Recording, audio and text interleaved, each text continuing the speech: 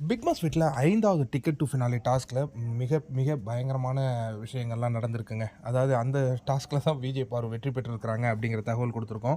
But அந்த task என்னன்னா, நீங்க வந்து ஒரு பேலன்சிங் பண்ணி நின்னுட்டு இருக்கணும். அப்போ வந்து உங்கள பந்துகளால மற்றவர்கள் வந்து டிஸ்டர்பும் பண்ணுவாங்க. அப்படிங்கிற மாரி தான் அந்த டாஸ்க். இது வந்து மலையாளம் பிக் பாஸ்ல வந்து டிக்கெட் டூ ஃபினாலேல ஒளிபரப்பப்பட்ட ஒரு இப்பதான் அது டெலிகாஸ்ட் ஆயிருந்தது. நீங்க பார்த்துருப்பீங்க.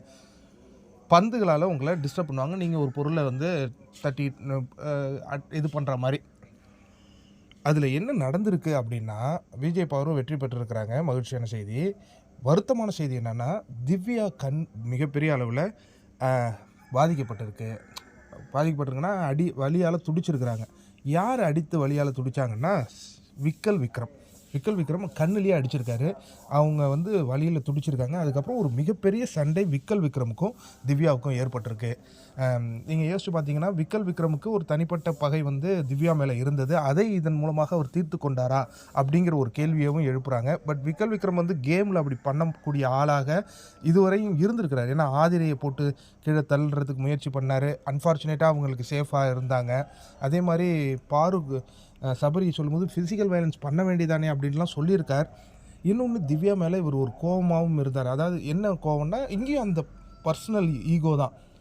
நாம மன்னிப்பு கேட்குறோம், அந்த மன்னிப்பு கூட இது ஏத்துக்க மாட்டேங்குது. அப்படிங்கிற ஒரு பர்சனல் ஈகோல அவர் இருந்துட்டு இருந்ததையும் நம்மளால உணர முடிஞ்சுது.